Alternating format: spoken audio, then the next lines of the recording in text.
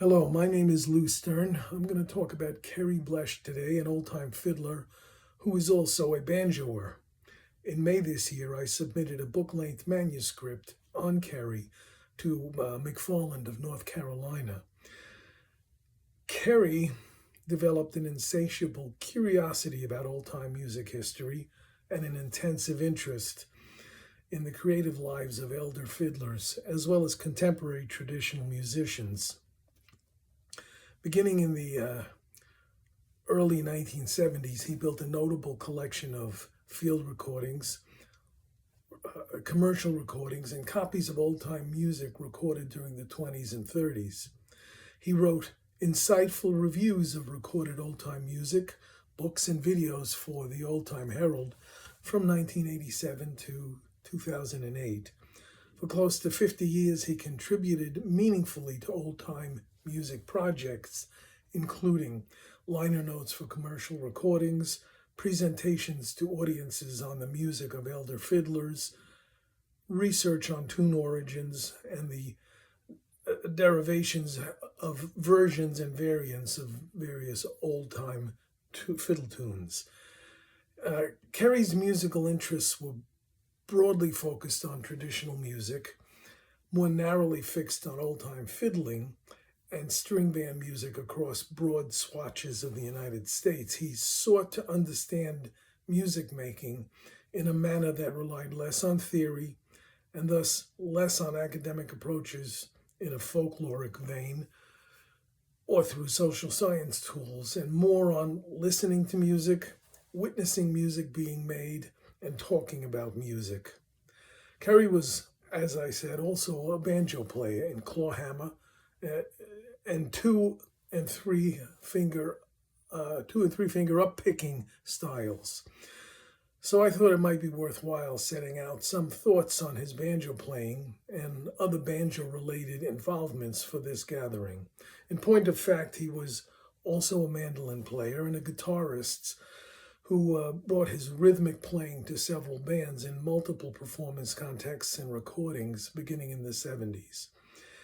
It should not be astonishing to anyone here that old-time musicians often have multiple capabilities on various instruments. I recognize this as a fact of life, underscored to me several times at these gatherings and their predecessor assemblies, the Banjo Collectors Gathering, upon seeing Bob Carlin in old-time jams with an arch-top guitar on his lap.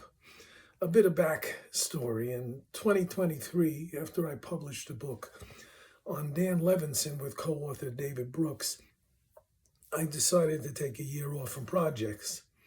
The goal I set for myself was to read through the entire collection of old-time magazines from start to finish, articles, reviews, letters to the editor, advertisements, everything.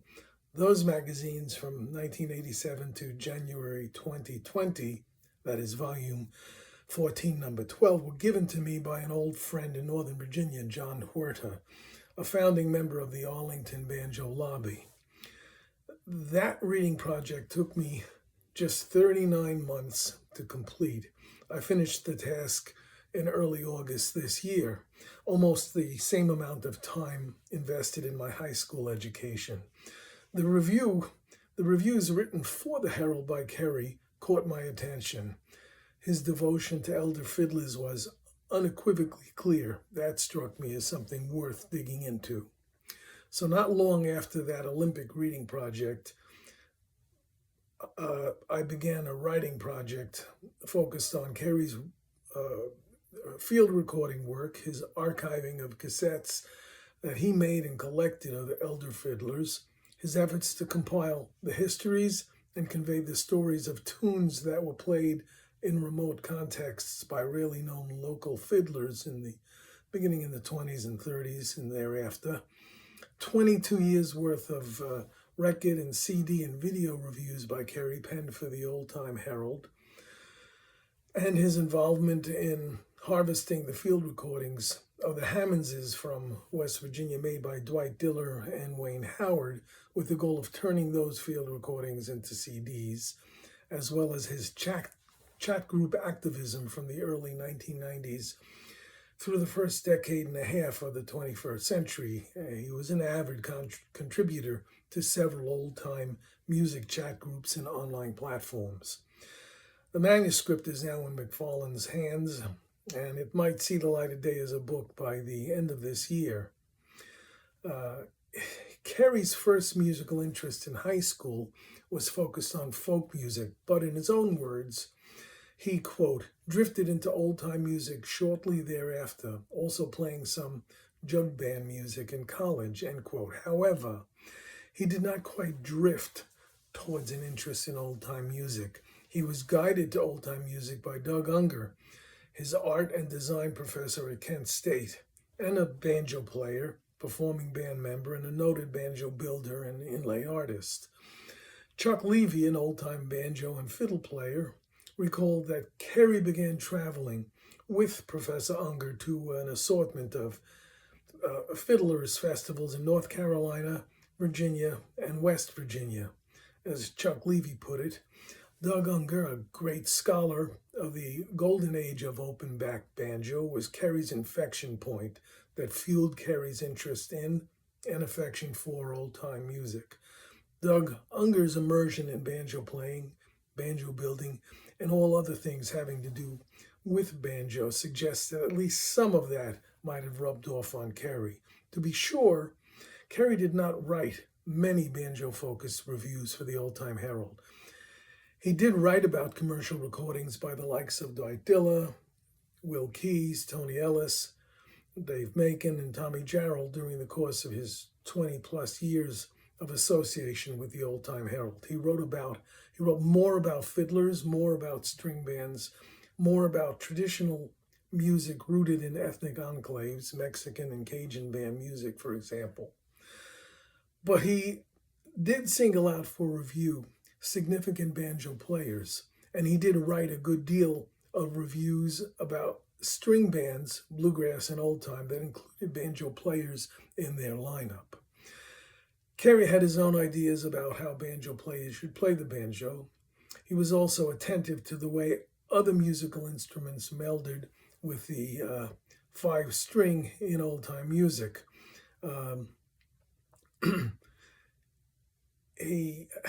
For example, he applauded the efforts of banjo players like Honza Bikan from the Czech Republic for clawhammering bluegrass and old-time tunes for Czech audiences, and that brought American old-time music too, as Kerry put it, one part of the world that formerly was behind the Iron Curtain.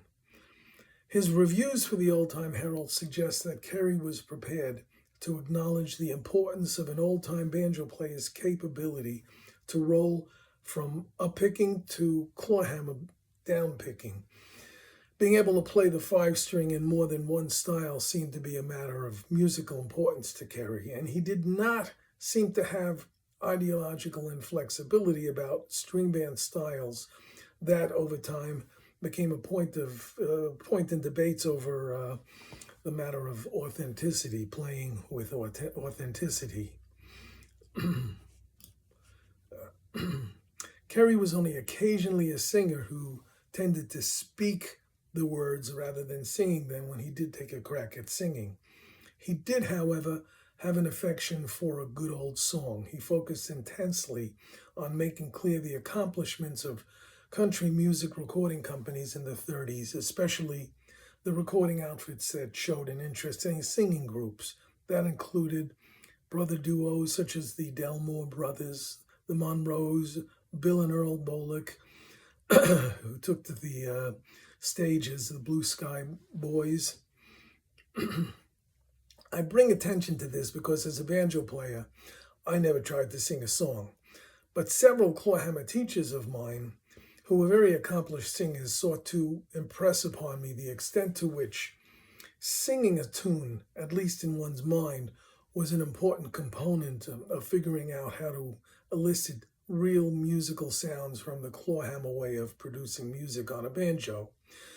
So Kerry's singing seemed relevant to his music making, perhaps especially with banjo in hand. One observation that runs the risk of suggesting to this audience that Kerry had taken a wrong turn in his path through the old-time world. There is little in the way of documentation, records, correspondence, photographs that would suggest that Kerry favored a particular model of banjo or even a loyal devotion to fiddles made by a particular luthier. Kerry did not appear to be fussy about the banjos or the fiddles he played, though he did have a clear preference for the sound that he could get them to produce. He did not spend a lot of time trading views about banjo setup. And another observation that might exert enough influence to restore faith in Kerry's way of writing about things concerning banjos. He did have specific views on how, for example, a banjo ought to be set up in order to get an old-time sound. He did not share that preference for modern fiber skin heads. He had a fretless with a plastic head that he said made it sound more like a master tone than what he had in mind. Kerry made clear that he would always opt for a thick skin head, the kind that he did put on his fretless banjo and nod in the direction of the old-time way of making banjos work. One important connection drew on Kerry's interest in African-American banjo players. Kerry was a member of the Yahoo group that Tony Thomas established in 2003-2004 under the name Black Banjo Then and Now. The idea for a Black Banjo gathering emerged in the context of vigorous discussions on that listserv. Tony was the architect of the idea for the Black Banjo gathering that took place in April 2005 at Appalachian State University in Boone, North Carolina. He provided advice and support for the concept that motivated the gathering. He provided assistance and guidance to Tony Thomas, Sule Greg Wilson, and Rhiannon Giddens throughout the period during which the groundwork for that convocation was established. The plan for a convocation of folks who chatted on the Black Banjo Then and Now listserv evolved into what Tony described years later as a big educational conference on the African-American banjo tradition. That event included a good, firm, reliable presence of banjo hobbyists, collectors, builders, inlay artists, historians, representing the banjo collectors gathering side of the banjo family. Kerry helped Tony manage the cacophony that emerged as the business of figuring out how to pull off a gathering of this sort began to zero in on the practical aspects of organizing such an event. He was there all the time, Tony Thomas reminisced, and was part of a small group that was consulted on all decision-making points. Kerry sustained a channel of communication with Tony on the problem areas, which, in Tony's memory, came up with greater frequency as the organizers turned their attention to the practical nuts and bolts issues for building that Black Banjo gathering. Tony, for example, was stymied by the way large numbers of prospective participants made clear that they wanted something that featured African Americans in the driver's seat as presenters, paper givers, panelists. But there were also a noticeable number who wanted the gathering to be a performance opportunity for musicians who take to the stage and feature tunes and songs that resonated with the focus on African American musical heritage. Others envisioned the event as a prime opportunity to share academically oriented research in the manner of a scholarly conference. Kerry provided help thinking through the issues impacting the way the energy of the core planning group might be directed toward the business of reaching decisions on the organization of this gathering. Kerry and his banjo-playing band partner, Alan Hart, performed at the event, joined on guitar by Alice Gerard. And Tony Thomas and Wilson noted that Kerry also participated in the 2010 Black Banjo gathering billed as a reunion. Tony Thomas told me that Kerry was strongly supportive of other projects on Black Banjo origins with which Thomas became involved by 2007 and 2008, including writing projects for Oxford and Harvard University presses on African American history and culture. Kerry provided some very welcome assistance to Tony, who wrote an article on the African American fiddler Joe Thompson for Oxford University Press, and Tony also contributed information to Harvard's Black biography database. Some of that information was gleaned from Tony's discussions and correspondence with Kerry. That material was mined in February 2012 in developing a funeral program in honor of the late Joe Thompson. Tony also recalled that Kerry had obtained field recordings of Josh Thomas's banjo playing, tapes that, in Tony's memory, came to Kerry from Mike Seeger's library of field recordings. That underscored for Tony the extent to which Kerry was attentive to the historical trajectory of banjo music and banjo players. Kerry felt, and Tony shared the view, that such tapes sequestered in private libraries of old-time music enthusiasts could contribute to efforts to document the way banjo playing evolved over time. Throughout his life, Kerry had a compulsive curiosity, mostly about the fiddling of elders, but also about aspects of traditional music and traditional music makers. And he did indeed have curiosity about banjo players and banjo playing that brought him to the point of thinking about the musical capabilities and artistry of five-string clawhammerists and uppickers. One instance that stood out for me: in the last quarter of 2017, Kerry sought the help of a friend in Florida who was born in Central West Virginia to learn what kind of banjo Maggie Hammonds played on any of the field recordings of the Hammondses done by Dwight Diller and Wayne Howard. That's worth noting because of Lee Hammonds' efforts to shape and repair old banjos, to carve necks that he joined to factory-made hoops through at least the 1970s. By 2018, Kerry signaled to Wayne Howard that he was gearing down, cutting back on his music research and writing, and thinking about earlier days in a slightly wistful way. In correspondence with Wayne Howard, Kerry thought back to his time spent with old-time elders, jamming at fiddlers' gatherings, visiting their homes, recording their tunes. By that time, though, he was less inclined to draw on his experience, to dig deep into what he learned, and turned aside invitations to write feature articles for the Old-Time Herald. Kerry did undertake to write an article focused on Alan Hart, but that manuscript never made it into print and may not have ever been completed. In his own view of things, he was no longer set up to do that kind of work. He attended 2 small festivals in 2016, but a year later he felt that such gatherings, especially the walking required to get from one jam to another, from one campsite to another, was a bit too difficult, too painful. By 2017, he decided to stand down on festivals, especially those outside of his home in Florida. In late 2017, he played a bit of banjo almost every day using a 2-finger pinch style rather than clawhammer. His right hand and arm seemed to be most impacted by Parkinson's, though through at least September 2017, Kerry believed that the Dopa-L prescription had kept it from getting worse. Kerry noted in correspondence with Wayne Howard that he was still able to play backup guitar, but he had not played any music with his band or done any jamming for a year.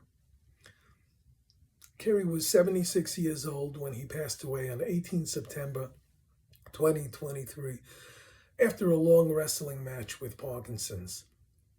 I thought the banjo dimension of his creative trajectory in the old-time world was worth presenting. I'm glad to have had this chance to put these ideas before the banjo gathering. It's worth mentioning that the Field Recorders Collective has just released album FRC 751, featuring a presentation recorded by Russ Hatton that Kerry made at the Appalachian String Band Music Festival in 2004, the year Kerry was recognized as an Appalachian master at Clifftop. Thank you very much for your attention. Thank you for enduring my Brooklyn accent, and I hope you have a great banjo-filled day.